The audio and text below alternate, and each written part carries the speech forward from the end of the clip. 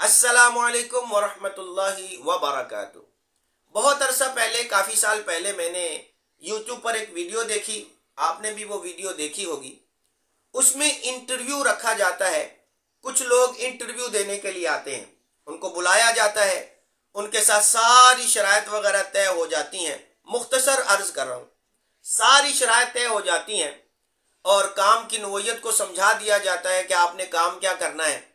फिर आखिर में जब वो लोग पूछते हैं कि हमें तनख्वाह क्या मिलेगी, हमारी सैलरी कितनी होगी, तो उनसे ये कहा जाता है कि आपको सैलरी नहीं मिलेगी, ये सारा काम आपने फ्री में करना होगा। मिसाल के तौर पर आपने सुबह 8 से लेकर 5 तक काम करना है। ठीक है जी, करेंगे। आपने जो भी कोई हमारा गेस्ट आएगा उसको भी देखना है जी, ठीक है, देखेंगे। आपने ओवर टाइम भी लगाना है, ठीक है जी, लगाएंगे। आपने साथ साथ ये भी करना है कि जब छुट्टी का दिन होगा तो आपकी ड्यूटी बढ़ा दी जाएगी। छुट्टी के दिन आपकी ड्यूटी बढ़ जाएगी, आपको छुट्टी भी कोई नहीं मिलेगी। अच्छा जी, छुट्टी भी कोई नहीं मिलेगी और छुट्टी वाले दिन ज्यादा काम करना पड़ेगा। हाँ जी, ये भी शराइत के अंदर है। अच्छा, सारा कुछ तय वगैरह हो गया। अब सैलरी कितनी होगी जी? सैलरी आपको नहीं मिलेगी, आपको ये सारा काम फ्री में करना होगा। जब वो ये सुनते हैं ना कि ये सारा काम फ्री में करना होगा, तो उनके एकदम से वो बौखला से जाते हैं कि ये कैसे हो सकता है कि इतनी लंबी ड्यूटी हो और उसके बाद हमें पैसा भी कोई ना मिले, हमें सैलरी भी ना मिले और फ्री में काम करें, ओवर टाइम भी लगाएं और जनाब छुट्टी वाले दिन हमारी ड्यूटी और बढ़ा दी जाए।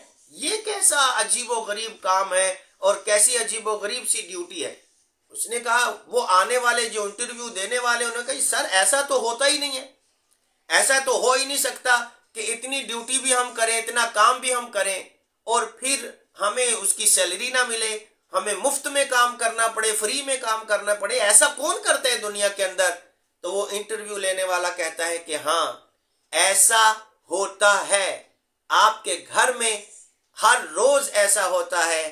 आपकी माँ ऐसी ड्यूटी देती है, आपकी माँ ऐसी ड्यूटी देती है कि उसको छुट्टी नहीं होती, उसको छुट्टी भी नहीं मिलती, ओवर टाइम भी लगाना पड़ता है और जिस दिन आप लोगों को छुट्टी होती है उस दिन उसकी ड्यूटी और बढ़ जाती है, उसका काम और ज्यादा बढ़ जाता है और इसके वो आपसे पैसे भी नहीं लेती, आपसे सैलरी का मुतालबा भी नहीं करती।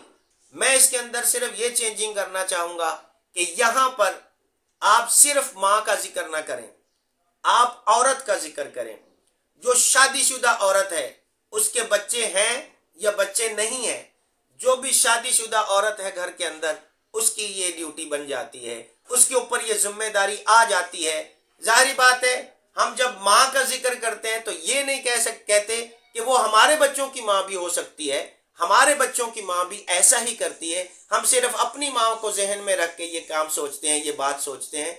ये भी सोचें कि जो आपके बच्चों की माँ है या आपके बच्चों की माँ बनने वाली है, उसकी भी यही जिम्मेदारी है, वो भी यही ड्यूटी निभाती है।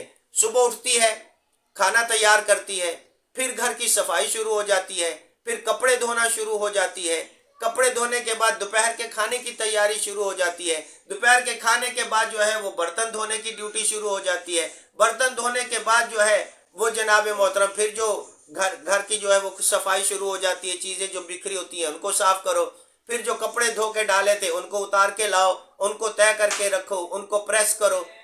शोहर आता है जनाब, उसके खाने पीने का ख्याल करना है, बच्चों के खाने पीने का ख्याल करना है। ये सारी जिम्मेदारियां हैं जो उसकी जिम्मेदारी खत्म नहीं होती है। सुबह से लेके शाम तक सिर्फ काम काम काम और काम है।